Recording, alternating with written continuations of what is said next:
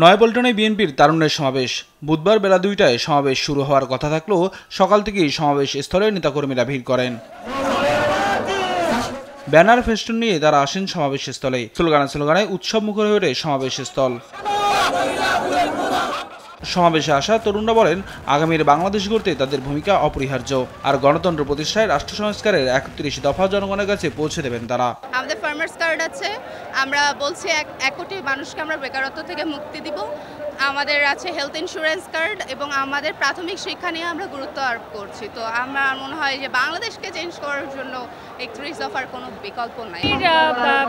দেশ গঠনে বা দেশ বিনির্মাণে তারুণ্যের যে সমাবেশটা আজ বিরাট ভূমিকা রাখবে, কেননা এখান থেকে আমরা অনেক কিছু শিখে যাব, সেগুলো আমরা অ্যাপ্লাই করব এবং সেভাবে আমরা দেশ গঠন করব। ৩১ দফা বাংলাদেশের আমি মনে করি যে বর্তমানে বাংলাদেশের সমাজে যে বিশৃঙ্খলা এবং বিগত দিনে যে রাষ্ট্রযন্ত্রের মাধ্যমে যে নিষ্পেষণের শিকার এদেশের জনগণ হয়েছিল, ৩১ দফা হচ্ছে এদেশের জনগণের মুক্তির সনদ।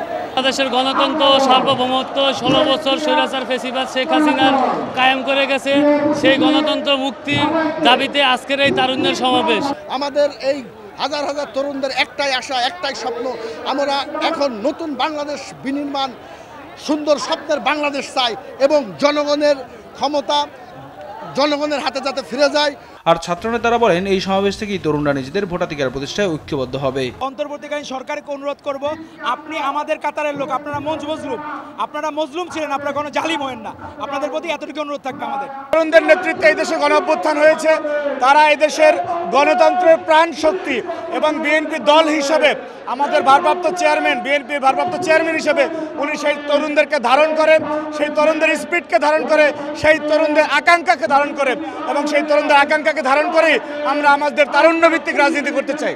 ২০২৪ সালে আপনি দেখেছেন সেই তরুণরা তাদের নিজের জীবনের বিনিময়ে খুনি হাসিনাকে এই দেশ থেকে বিতাড়িত করেছে। সেই খুনি হাসিনা যে 2008 থেকে 2024 সালে বাংলাদেশের তরুণদেরকে ব্যাপকভাবে উপেক্ষিত করেছে, তাদের মতামত প্রতিষ্ঠা করতে দেয়নি। সুতরাং পরিবর্তিত পরিস্থিতিতে তরুণদের উপরে আমাদের দল ভরসা রেখেছেন। ভবিষ্যতে আমাদের দলের ভারপ্রাপ্ত চেয়ারম্যান জনাব তারেক রহমান ভরসা রাখতে চান। ঢাকার এই সমাবেশ থেকে শেষ হয়েছে বিএনপির বিভাগীয় তারুণ্যের সমাবেশ।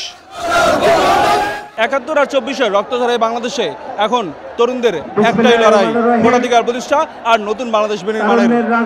আজকের এই তারুণ্যের সমাবেশ থেকে তারা প্রত্যাশা রাখছেন যেন নতুন বাংলাদেশ বিনির্মাণে তারা আবারও ভূমিকা রাখতে পারে। তারুণ্যের সমাবেশ থেকে নিয়াজ মুর্শেদ, দেশ টিভি।